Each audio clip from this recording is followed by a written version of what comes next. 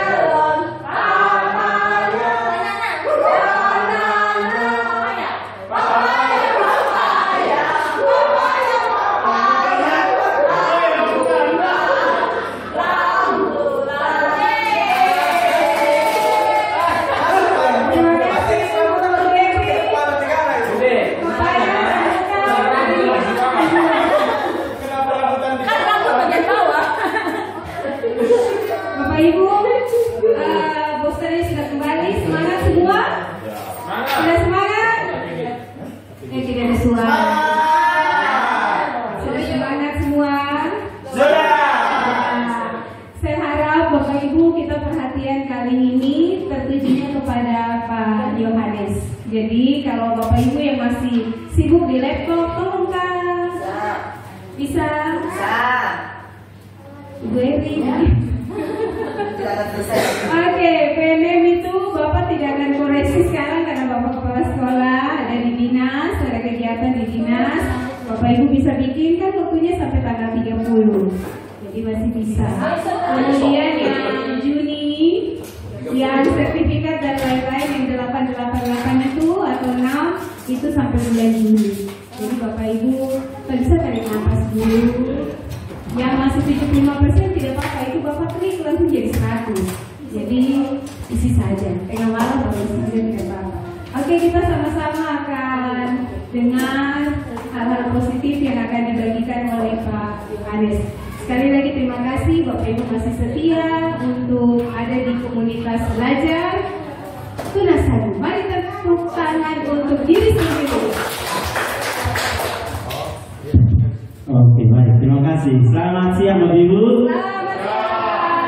Iya, hari ini saya ingin berbagi praktik baik tentang budaya positif yang harus kita miliki di sekolah kita. Saya akan memulai dengan ini tujuan kita hari ini. Jadi ini agenda besar kita hari ini.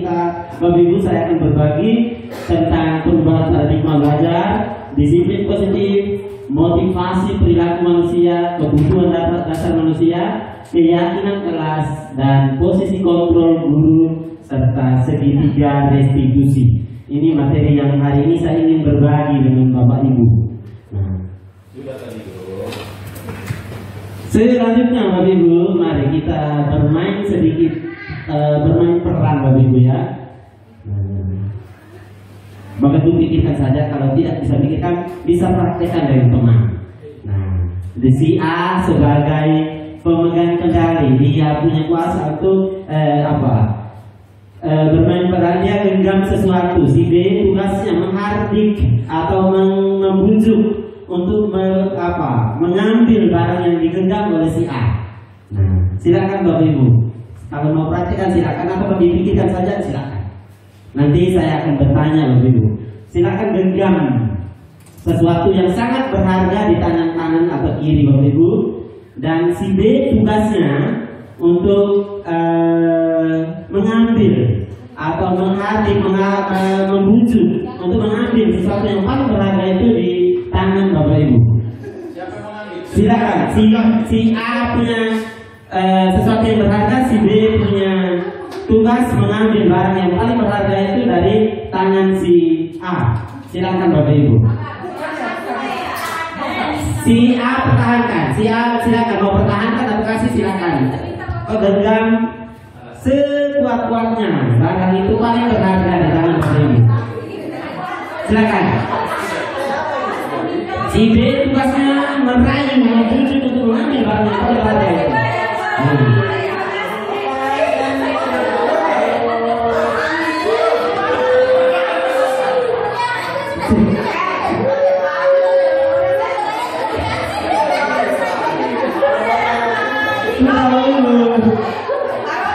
Silakan Bapak Ibu. Itu barang paling berharga yang Bapak Ibu miliki. Oke.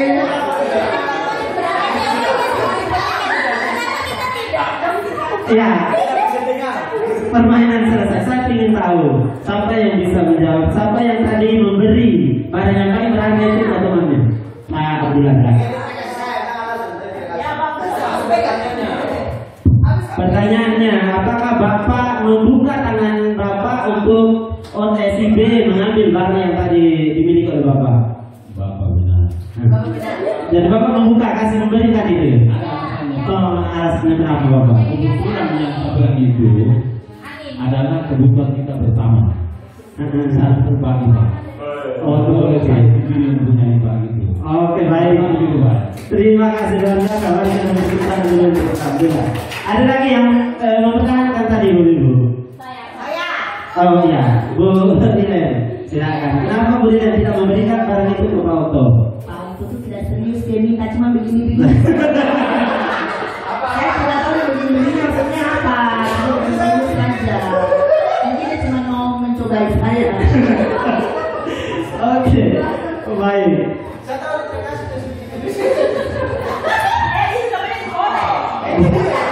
Baik, Bu Ibu, saya ingin tanya. Sesungguhnya kontrol itu ada di siapa? Tadi Bapak Ibu melepas tangan dan membuka, kontrol ada di siapa sebenarnya?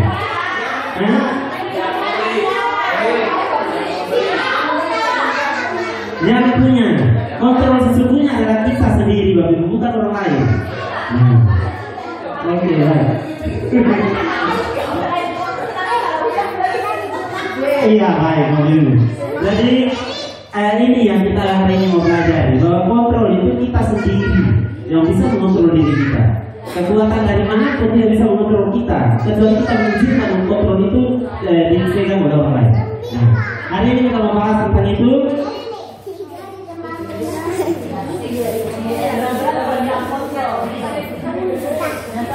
Nah, ini yang kemarin saya bagi dengan Ibu tentang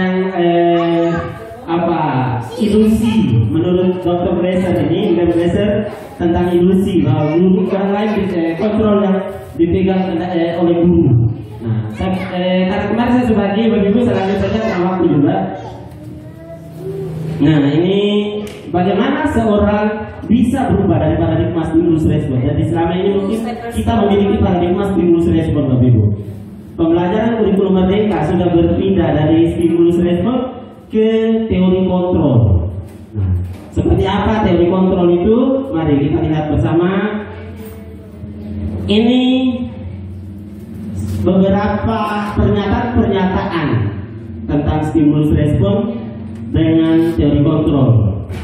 Nah, dari stimulus respon dia mengatakan bahwa kebutuhan kita sama, sedangkan teori kontrol bilang tidak, kebutuhan manusia itu berbeda. Nah, kemudian semua orang melihat hal yang sama, sedangkan teori kontrol bilang setiap orang memiliki gambaran yang berbeda. Nah, maksud berikutnya, kita mencoba mengubah orang lain agar berpandangan sama dengan kita. Namun di teori kontrol kita berusaha memahami bahwa orang lain punya pandangan yang berbeda. Nah, kemudian kita lanjut, Bapak Ibu. Ini perilaku buruk dilihat sebagai suatu kesalahan.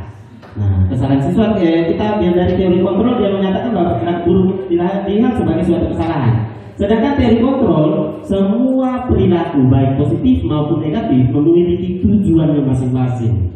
Nah, kemudian orang lain bisa mengontrol saya, Sedangkan di teori kontrol hanya kita sendiri yang mengontrol diri kita. Nah, kemudian saya bisa mengontrol orang lain, Anda tidak bisa mengontrol orang lain. Nah, kemudian stimulus respon menyatakan pemaksaan ada pada saat bunjuk dan gagal. Ketika kita membujuk dan gagal, ada pemaksaan di sana. Sedangkan teori kontrol kolaborasi dan konsensus menciptakan pilihan-pilihan baru. Kemudian di model berpikirnya, kalau teori kontrol menang kalah, stimulus respon menang kalah, sedangkan teori kontrol menang-menang, win-win solution. Baik, itu menurut saya pertama tadi paradigma. Kita berubah dari paradigma stimulus respon ke paradigma atau teori kontrol yang kita pegang. Nah, masuk berikutnya kita bahas tentang disiplin positif. Nah, saat kita bicara tentang disiplin, kira-kira apa yang ada di benak kita waktu itu?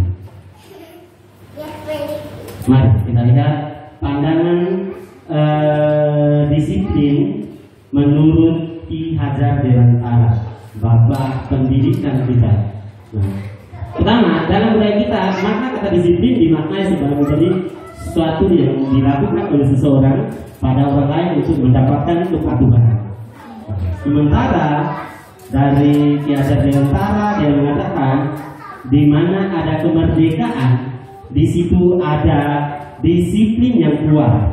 Bapak Ibu, disiplin ini jika kita tidak bisa mendisiplinkan diri kita menurut Ki Hajar Dewantara, maka kita harus siap orang lain akan mendisiplinkan kita.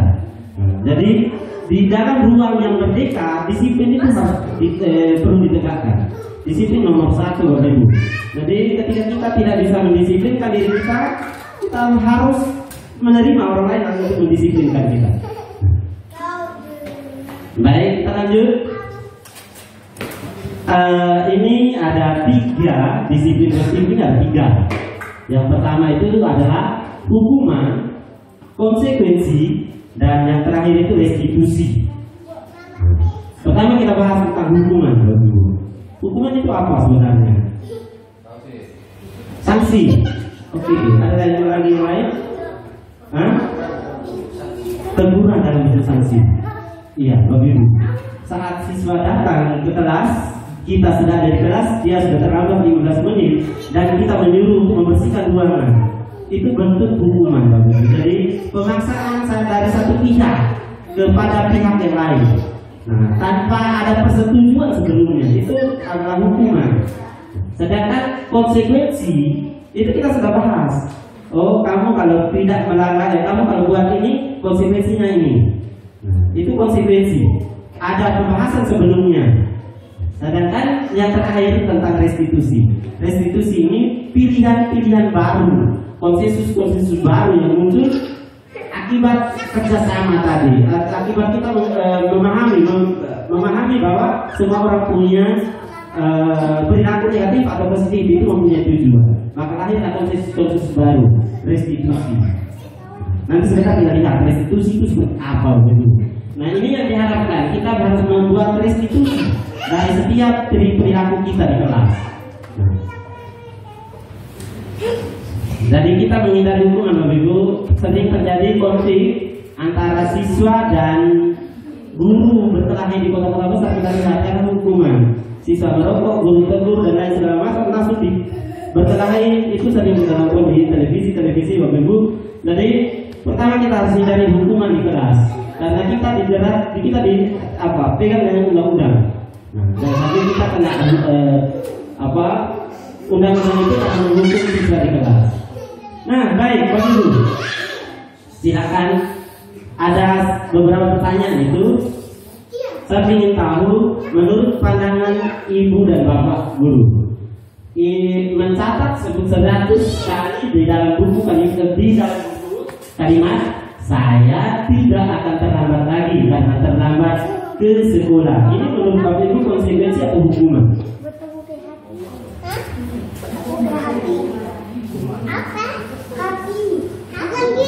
Hukuman atau konsekuensi, Bapak Ibu? Konsekuensi. Iya. Sesuatu yang tidak tidak sesuai. Ya ini konsekuensi. Nanti sebentar kita lihat bersama. Lari mengelilingi lapangan basket 2 kali karena terlambat hadir di sekolah. Hukuman. Kenapa hukuman? Fisik, apalagi begitu. Memberi tindakan tanpa kesepakatan.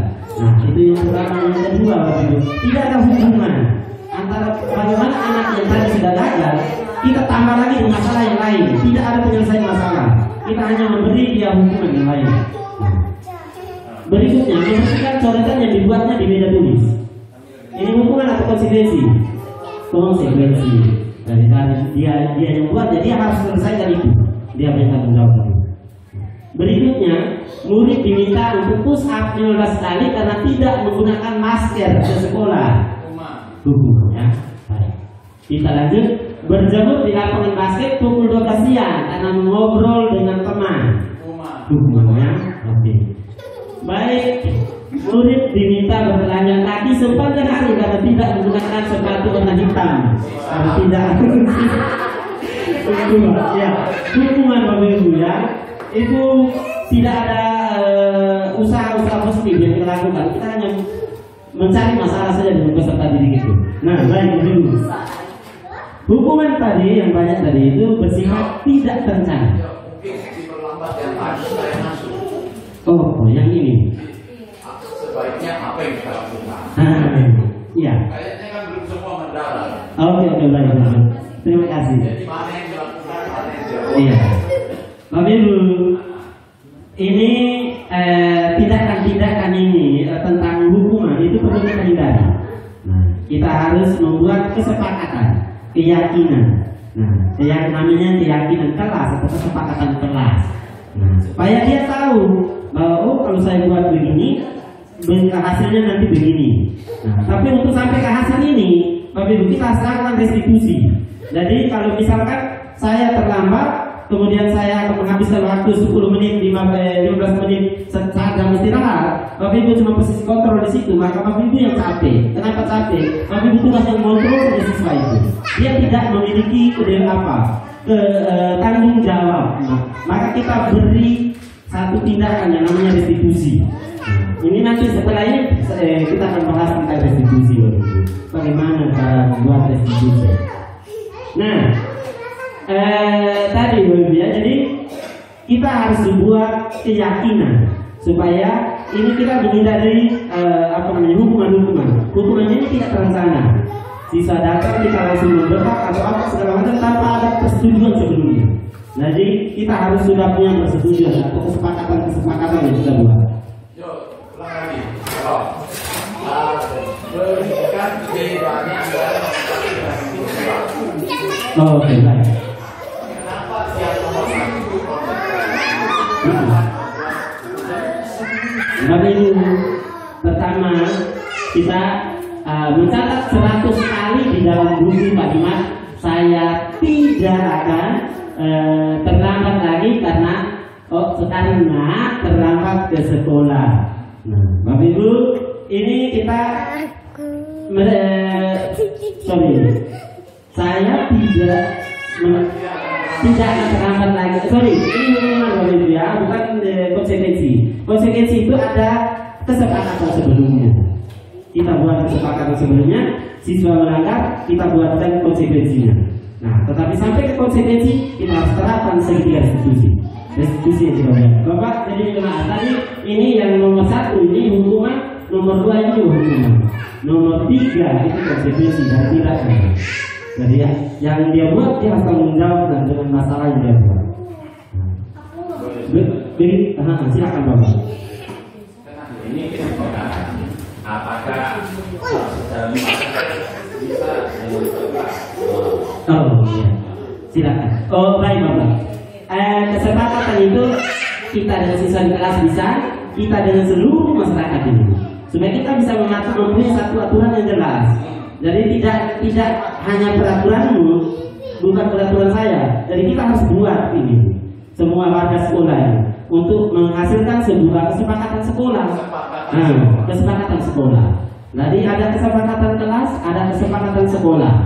Nah, kesepakatan ini bentuknya abstrak Bapak Ibu ya. Jadi karena materinya banyak, kita nanti belajar sisi kita dulu. Nanti kalau kita mau bertanya, silakan kita diskusi Bapak Ibu ya. Lanjut dulu. Baik, Bapak Ibu, kita lanjut ya. Nah ini konsekuensi tadi sampai ke sini. Bersifat tidak terencana atau tiba-tiba karena kita emosi tiba-tiba langsung meledak dan menghukum siswa itu hukuman. Sedangkan konsekuensi itu sudah terencana, kita sudah berbuat sebelumnya. Baik, kita lanjut Bapak Ibu ya. Berikutnya ini identitas gagal dengan identitas sukses. Hukuman itu anak sebenarnya tidak salah, terus datang kita beri hukuman. Sebenarnya kita hanya menambah masalah anak itu. Kita mau harus bisa menyelesaikan masalah yang dia buat. Dia suka terlambat, kita harus tahu. Di dalam sini kita harus tahu kebutuhan Bapak Ibu. Semua orang melakukan sesuatu tindakan karena dia punya tujuan tertentu. Dia punya tujuan. Nah, kita harus punya paradigma seperti itu. Bahwa saya melakukan sesuatu karena saya punya tujuan saya. Maka di sini ketika kita memberikan hukuman, ini ada gambaran tentang hukuman, konsekuensi dan restitusi. Hukuman itu sesuatu yang menyakitkan dan gagal. Bagi Ibu bisa lihat pelan-pelan di situ. Baru apa yang perlu kamera. Oh iya, ada konsekuensi. Saya jelaskan satu itu. Sesuatu yang menyakitkan harus terjadi. Itu hukuman. Anak tadi yang misalkan dia berbicara dengan temannya di kelas, kita suruh datang menolak bendera. Nah, ini hukuman. Sementara konsekuensi dia sudah tahu bahwa ketika dia mengobrol pasti sebentar masih ada hal yang akan terjadi dengan dia. Dia tahu ada gambaran itu di dalam kepalanya. Nah, sedangkan restitusi dia sudah tahu itu dan kemudian kita menghasilkan sebuah pilihan baru. Ada tindakan tersendiri saat menangani siswa yang bermasalah. Baik, kita lanjut Bapak Ibu. Lagi. Nah, kita masuk ke yang ketiga, 3 motivasi. Bapak Ibu yang hari ini hadir di depan saya ini punya motivasi yang berbeda-beda. Ada yang mengikuti karena takut hukuman atau konsekuensi. Dia mengikuti itu karena dia takut akan itu. Ada yang kedua, mengikuti karena pengen dapat hadiah. Ada motivasi orang menginginkan sesuatu. Nah, yang pengen dapat sertifikat itu. Nah, itu motivasinya itu. Ada orang yang mengikuti kegiatan karena dia takut dihukum. Misalkan Bapak Kevin bilang pimpinan yang menghukum dia. Nah, ada orang yang mengikuti kegiatan karena ingin dapat hadiah. Nah, ada orang yang mengikuti kegiatan karena dia menghargai dirinya sendiri. Nah, ya ada 3 motivasi kita dalam melakukan sesuatu, begitu ya.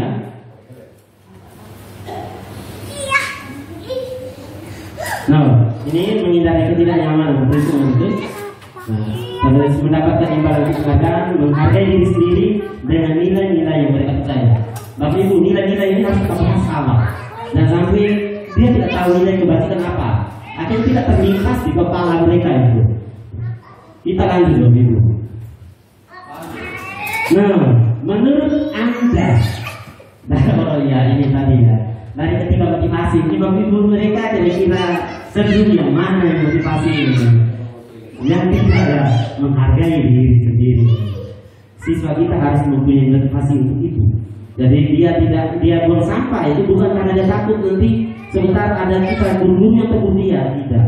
Nah, jadi dia harus punya kesadaran menghargai dirinya untuk menjaga lingkungan. Itu berbicara tentang 3 motivasi tadi. Berikutnya Bapak Ibu saya ingin bahas tentang kebutuhan dasar manusia. Nah, kebutuhan dasar manusia ini ada 5. Jadi ketika kita mendapatkan seseorang melakukan suatu tindakan baik itu negatif maupun positif, dia punya tujuan Bapak Ibu. Karena dia mau memenuhi 5 kebutuhan dasarnya. Yang pertama sekali itu bertahan hidup. Ini kebutuhan fisiologis, kebutuhan mempertahankan hidupnya. Jadi yang pertama dia, contohnya anak kita tidak sekolah, mungkin karena orang tuanya tidak kirim uang, kita tidak pernah tanya tentang itu. Nah, terus kita langsung mendukungnya lagi. Itu sebuah tindakan yang keliru, gitu ya. Jadi kita harus menggali sampai ke kenapa kamu tidak ada sekolah. Kita harus tahu kebutuhan itu lewat restitusi. Terakhir kita bahas tentang restitusi ini seperti apa sebenarnya. Nah, baik Bapak Ibu. Kemudian yang kedua, kasih sayang. Kasih sayang itu penting. Orang memenuhi kebutuhannya, kebutuhan dasar manusia itu kasih sayang. Contohnya, si A ini datang ke sekolah, terus dia ini ingin lihat, ini orang yang butuh dihargai di sini, kasih sayang, diterima oleh komunitasnya. Misalkan dia pakai dengan sesuatu yang dia suka sekali. Tiba-tiba datang sampai di kelas. Ada yang aneh tetapi guru juga diam saja, teman-temannya juga diam saja. Padahal dia mengharapkan sebuah kayak ada ini untuk dia, ujian untuk dia. Nah, dia mengharapkan orang menerima dia di situ. Kemudian contoh kebebasan. Kebebasan ini saya contohkan, kita punya siswa, misalnya kita saat pembelajaran di kelas. Terus ada siswa yang tidak, misalkan kita suruh membaca semua, dia tidak membaca, dia memilih atau baca tapi baca di tempat lain tidak sesuai dengan materi yang kita kasih. Dia ingin cari kebebasan untuk dirinya sendiri, dan dia tidak mau mengikuti yang kita kasih, tetapi dia mau mengikuti dengan kebiasaannya. Kebebasan, dia memenuhi unsur kebutuhan dasar kebebasan. Kesenangan ini ada anak kita yang suka tertawa di belakang kelas saat kita belajar begini. Dia main HP, kemudian dia inbox atau dia cerita dengan teman-temannya. Dia memenuhi kebutuhan dasar ini, kebutuhan dasar akan kesenangan. Kemudian penguasaan ini misalkan mereka berkelahi, terus karena mau, misalkan orang si A ini melecehkan dia, dia bisa melakukan tindakan itu karena untuk memenuhi kebutuhan penguasaan akan dirinya. Dia tidak mau orang lain datang seenaknya untuk menguasai dia.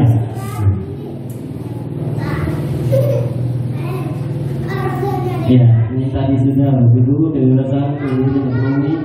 Contoh kasus.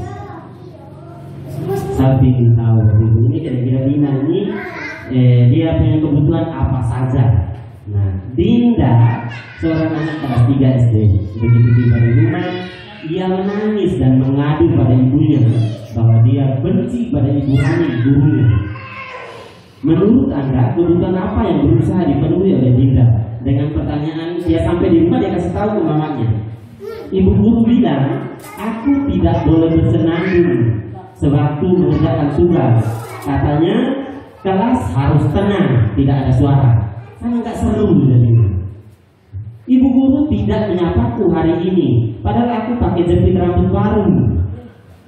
Aku bosen. Masa belajarnya cuma gitu-gitu aja? Dengerin ibu guru aja. Aku sebel, gambarku tidak rapi. Malah ibu guru menunjukin ke teman-temanku di depan kelas. Kira-kira kebutuhan dasar apa yang ingin dipenuhi oleh Dinda ini? Kasih sayang, perhatian, terus apa lagi ibu? Pengakuan, kekuasaan.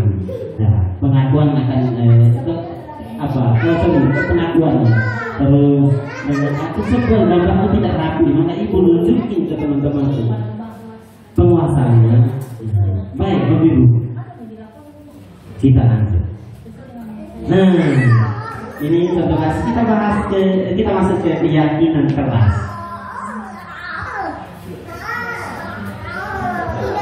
Nah, ini keyakinan kelas kemarin kita sempat buat kalau belum sepenuhnya. Bapak Ibu, keyakinan kelas itu penting. Kita mengumpulkan pendapat-pendapat siswa tentang apa yang mereka yakini. Kita semua harus punya itu, keyakinan sekolah dan keyakinan kelas, supaya saat menawarkan restitusi jelas Bapak Ibu. Nilai-nilai yang kita yakini bersama itu kita bisa arahkan siswa ke sini. Jadi ketika kita tidak melakukan keyakinan kelas, otomatis kita pasti akan melakukan hukuman atau konsekuensi di sana. Tidak jelas Bapak Ibu. Jadi kita harus buang, setiap guru harus buang keyakinan kelas, dengan sekolah juga buat Bapak Ibu. Kita sama-sama buat dengan siswa. Nah, bahaskan bersama. Setelah itu baru kita jalankan namanya restitusi. Kalau tidak ada keyakinan kelas, ini tidak akan berhasil. Nah, jadi contohnya Anto jarang sekali hadir di pembelajaran sore, dan pada saat hadir pun Anto sering kali mengganggu, ribut dan berkata-kata kasar pada temannya dan sering terjadi pertengkaran. Hal itu sudah sangat mengganggu. Sebagai guru, apa yang Anda lakukan? Bapak Ibu, ketika kita ketemu siswa seperti ini, kira-kira apa yang kita lakukan?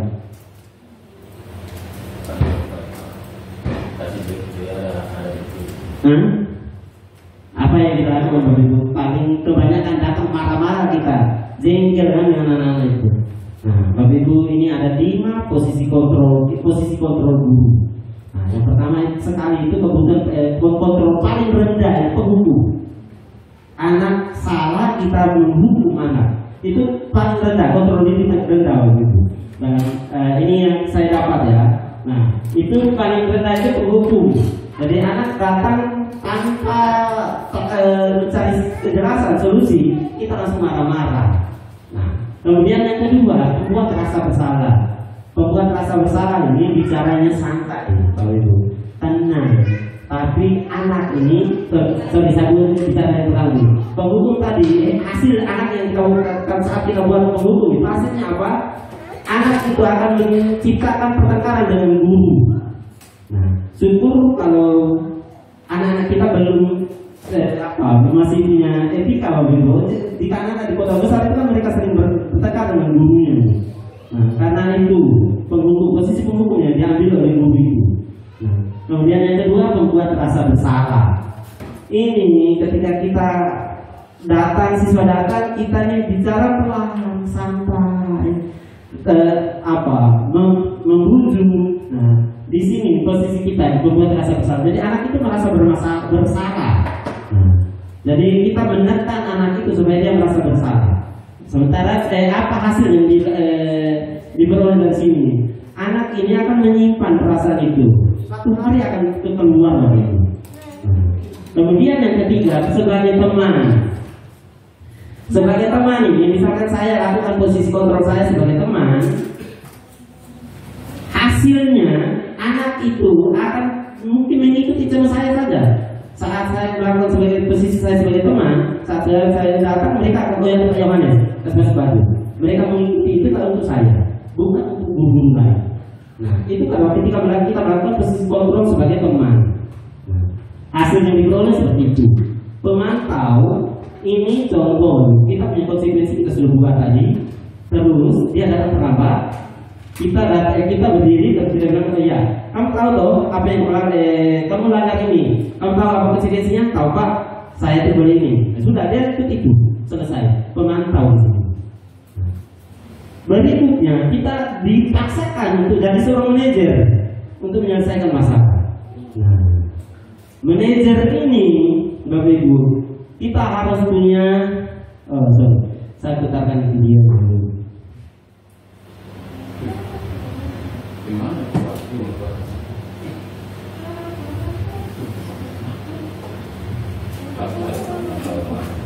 Ya, satu saja Bang. Tidak banyak videonya. Video dari Bapak Ibu, silakan.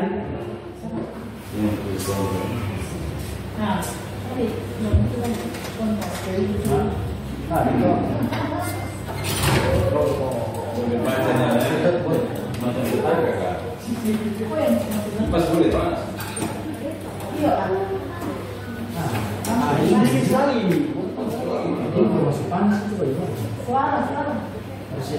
Oh itu 20. Bagaimana hasilnya 20? 18. 12. Sedap dulu. Sedap. Berapa dari hasil?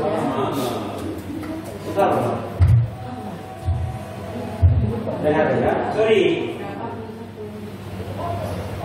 Jadi usul saja rekan dengan. Blusut. Hah? Itu pun yang sagotus itu Bapak. Misalnya Harusnya bisa Bapak. Info boman. Itu sudah dulu kan belum? Di speaker sana Ada. Ada? ada itu Terakhir dari Mas ini. itu loh. Oh. Tadi besar itu.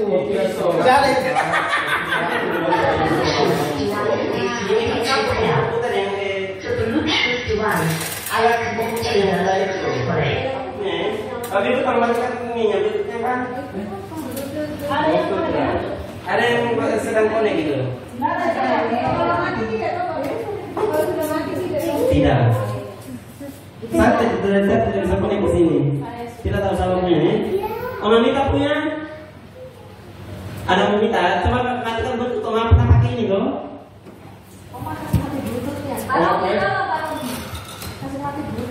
Mana yang biasa kau ini? Kau masih nggak bisa ini. Nanti habis ini kalau scan. Pategi punya apa? Pategi Bluetooth ini. Yang sering pakai siapa? Yang itu. Saya punya Bapak, cuman ada orang yang konek ke sini. Kayaknya itu Bluetooth pakai bang ini. Siapa? Pategi Bluetooth.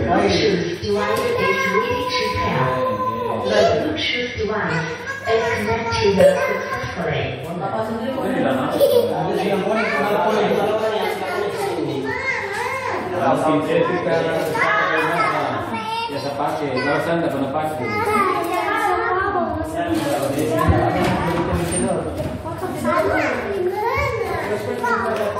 Tadi aku semuanya situ.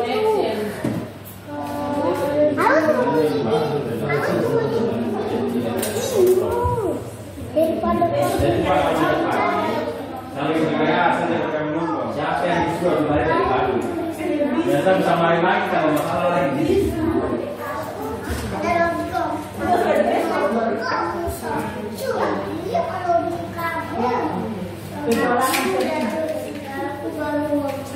Ya, Ibu. Sorry.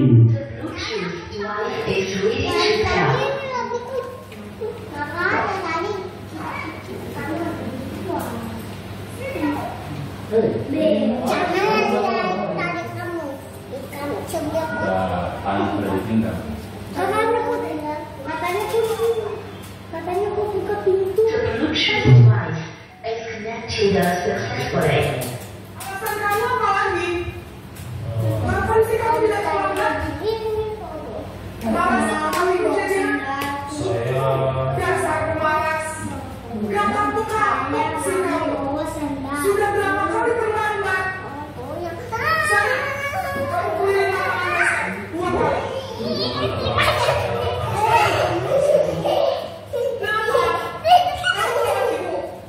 berani-berani menjawab. Sudah terlambat, masih berani jawabnya.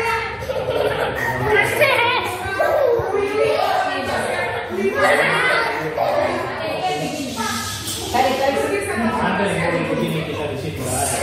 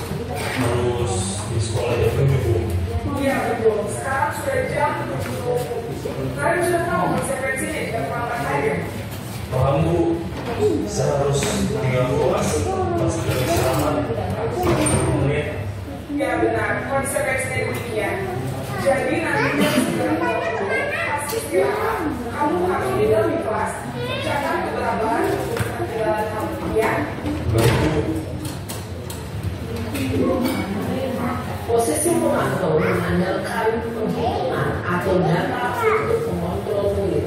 Guru mengarahkan murid berdasarkan peraturan dan konsekuensi. Seorang pemantau menunjukkan bahasa tubuh dan ekspresi wajah yang datar dan cenderung formal.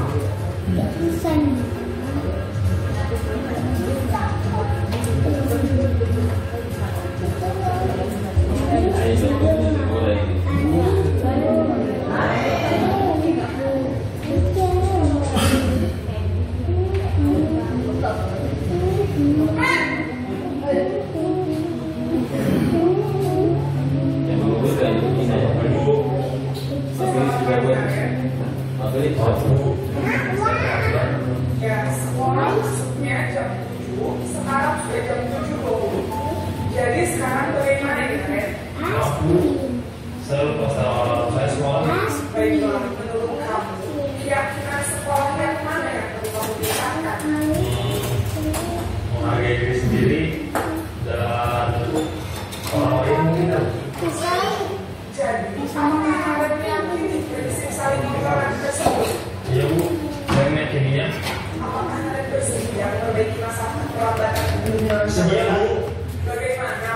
memperbaiki masalah keterlambatan ini? Saya mencoba untuk tidak lupa menyetel alarm saya. Baik, kalau orang coba menyetel alarm, ada orang yang kira-kira bisa bantu mengingatkan tidak? Ada kakak saya, Kak Emma. Ada lagi selain Kak Emma?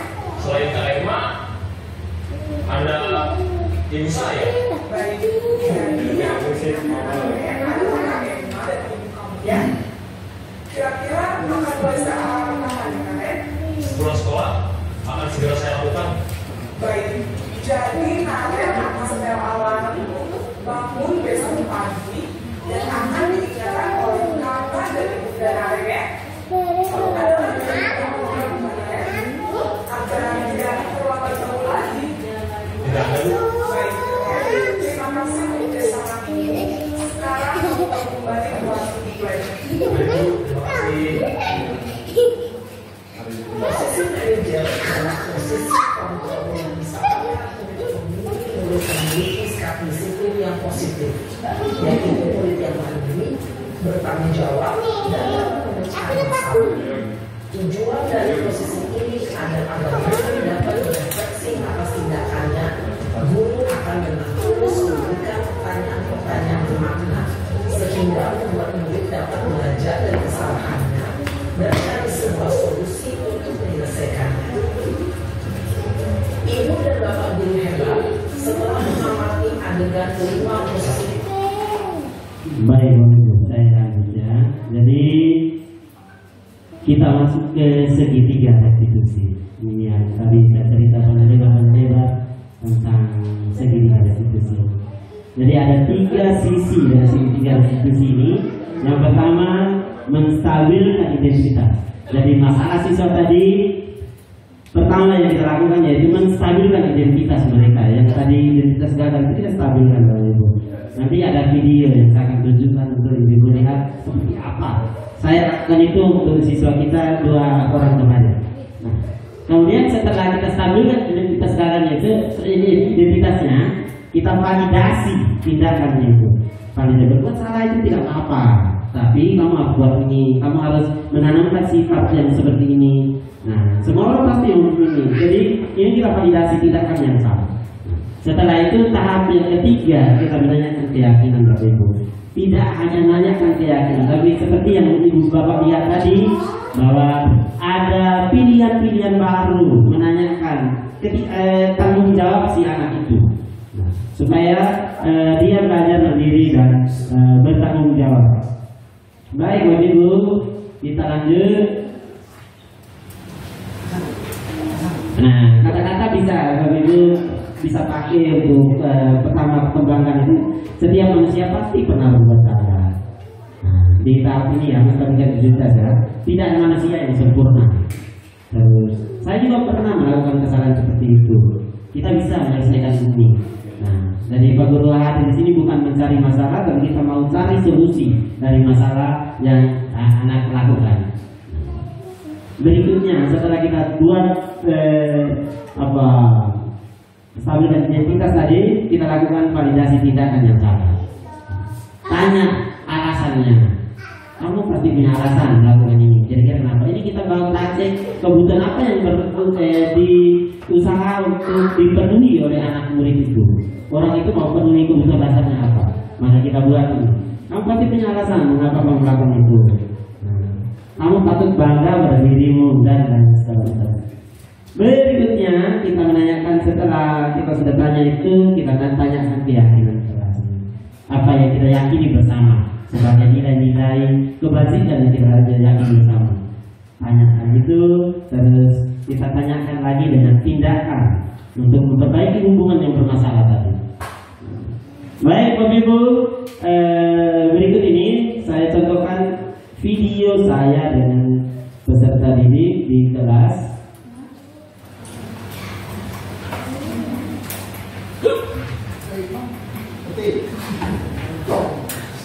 Ini konten ini ya?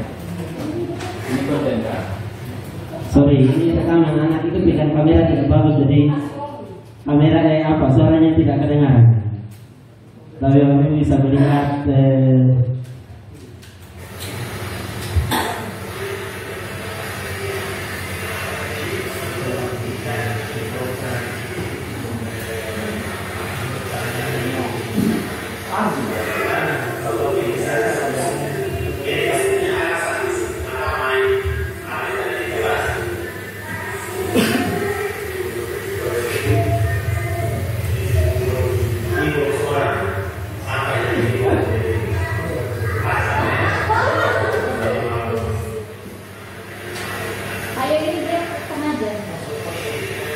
ingin saya apa?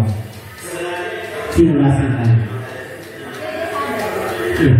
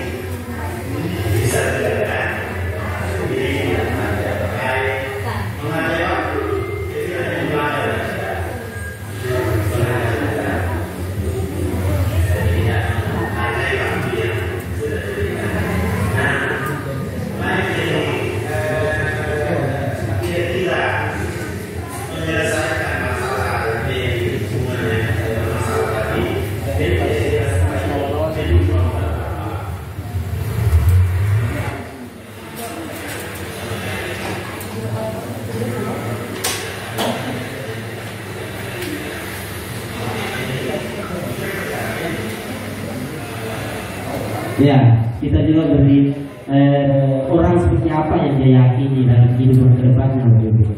Itu atas keyakinan yang kita bahas bersama di awal. Orang yang sukses dalam pandangan orang siswa itu seperti apa?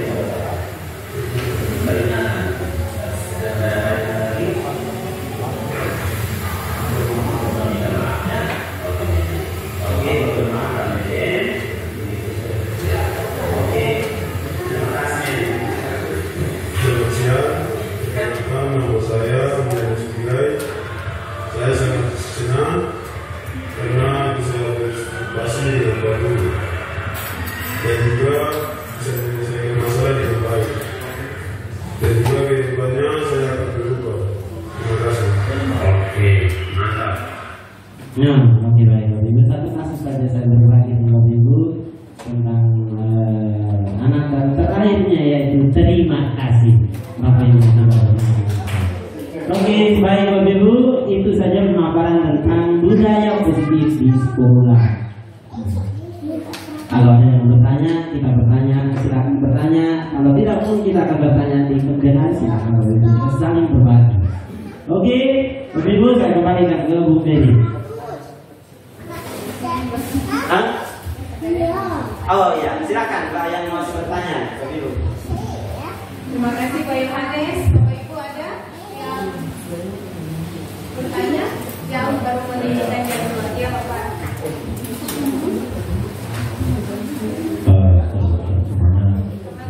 Semangat ya. Ini apa yang pernah saya lakukan ini Pak Yohanes. Di transfer kita kan kalau kita dapat pertama kan masih dan 15 menit ke depan dipikir baru duduk. Iya. Tetapi saya membuat kesepakatan di kelas. Kalau saya yang pertama, kalau saya datang kotor, saya tidak boleh kalau tidak bersih luar dalam. Itu kesepakatan saya kelas. Yang kedua, anak-anak yang terlambat, saya harus suruh memungut daun-daun di depan kelas sampai di bawah kelas 10 Pak ya. Tapi itu sudah menjadi pembicaraan pertama ya. Untuk apa? Tadi itu tujuan kita kan untuk menjaga kebersihan. Ini bukan kesepakatan secara verbal. Apa itu menerapkan dalam apa tadi namanya? Budaya positif. Budaya positif. Demikian Bapak, terima kasih. Oke, baik, terima kasih.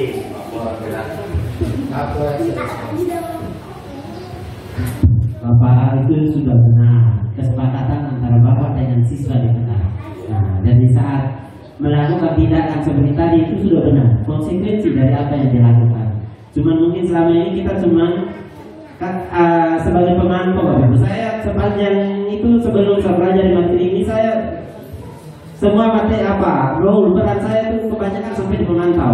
Kamu buat ini rata-rata tadi, kamu karena terlambat, kamu menyanyi di depan kelas atau kamu menghibur kami di sini, kita punya kesepakatan loh. Nah, setelah itu selesai, tidak ada perubahan positif, perilaku positif yang dilakukan.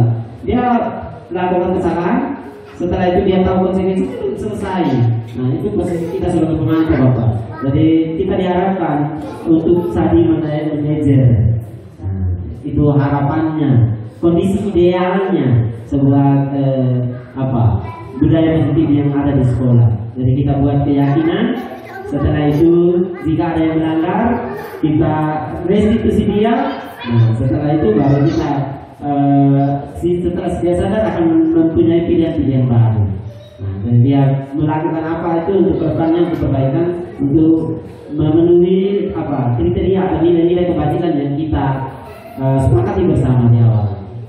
Begitu Bapak ya, tidak ada salah, itu benar. Cuman posisi yang Bapak ambil tadi, posisi kontrol kontrolnya sebagai seorang monitor atau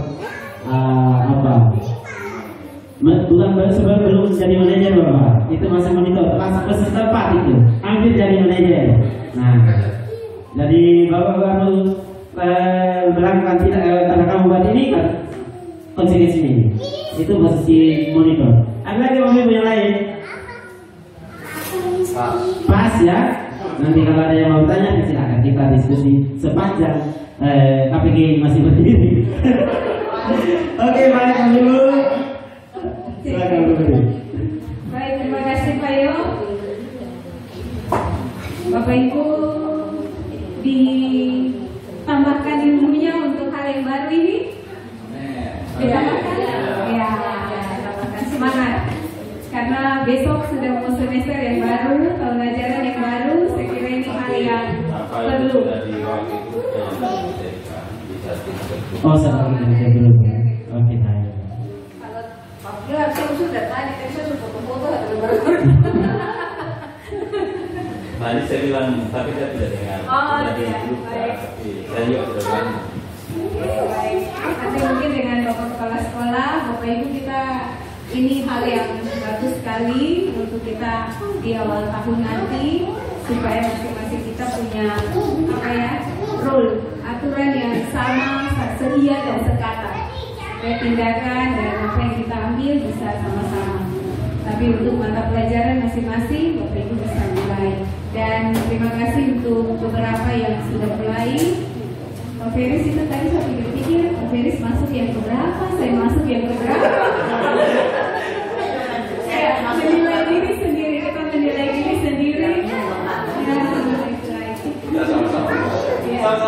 Ya, itu koreksi yang saya kira untuk semua patut untuk mengoreksi diri, untuk evaluasi.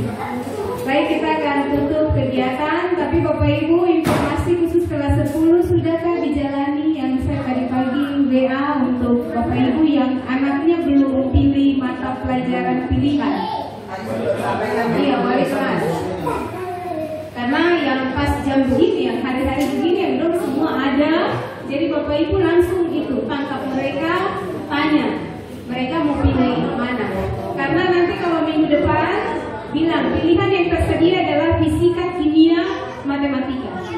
Pelajaran IPS tidak ada pilihan, sudah penuh. Atau saya sampaikan langsung. Jadi yang masih lowong itu hanya fisika, karena kita cari untuk 20 orang. Jadi fisika, kimia, kalau biologi banyak yang pilih. Sosiologi juga banyak yang pilih. Pokoknya fisika, kimia. Kita bilang ke mereka, kamu tidak pilih ini berarti kami Bapak Ibu guru paksa. Ini pemaksaan. Tadi baru dengar paksa. Jadi saya bukan Indonesia. Bukan hanya saya khawatir, tidak ada yang pilih. Semua teman-teman di klub se-Indonesia yang ada di klub itu khawatir tentang itu. Sampai pengalaman saya pun pernah saya ada di klub penjudian, pernah 2, pernah 6, pernah 7, pernah. Baik, jadi yang IPS juga ekonomi, geografi, jangan kita senang-senang, tapi itu juga kalau anak sudah tidak ada kayak yang mungkin dari kita, terus anak dia senang, itu juga bisa jadi. Tapi bisa juga karena pelajaran yang sulit, tidak bisa mengikuti dengan baik. Baik, kita bantu. Jadi kelas 10, kalau bisa sampai hari Jumat nanti. Hari Jumat sudah ada data. Nanti karena Pak Yohanes harus kasih masuk untuk kita hitung jumlah berapa, jumlah yang pilih berapa. Ada Bapak Ibu tambahan dari yang lain? Tidak? Cukup? Oke. Mari kita beri aplaus buat Pak Yohanes.